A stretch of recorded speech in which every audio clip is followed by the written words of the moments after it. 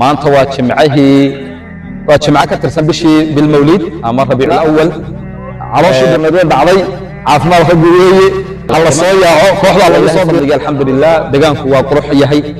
roob yar baa dhexda nagu helay ma xooganayna xaggan u beeganahay halkan qolaanu dacwooyinka ku bilaabo qola halka ku jirta waxaan u sheegay caleentayna ka joojinayo qola dhexdana waan soo sheegay caleentana waa la dirireynaa waxa la wixii caafimaad xumo keenana waa la dirireynaa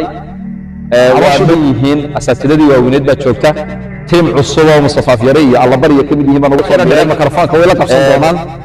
maanta yarna iftuurka ku badan jimcaha horeeya qofka laakiin way la keenayaan waa caafimaad abaara sida barxadbaydin sheegay 22 daqiiqo ayaanu caragarowno ka soo dhaqaaqay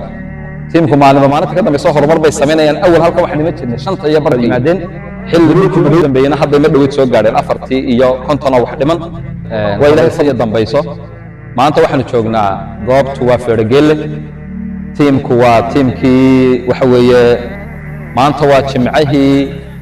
jimcaha ka tirsan bishii bilmawlid ama rabiicul awwal abaara sida barxadbaydin sheegay 22 daqiiqo ayaanu caragarowno ka soo dhaqaaqay tiimku maalinta ka dambayso horumar bay sameynayaan awal halka waxa nima jirnay 5 iyo barkayo xilli dhulku madoo yahay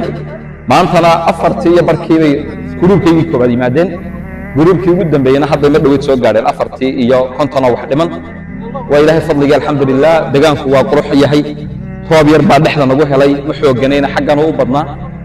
laakiin alxamdulillah waa ilaahay nimcadii 17 qof baan maanta ku imanay waa bayihiin asaatidadii waaweyned baa joogta tiim cusub oo Mustafa Fiyare iyo alla bariya kamid yihiin baan ugu soo diray way la qabsan doonaan maanta yarna iftuurka ku badan jimcaha horeeya qofka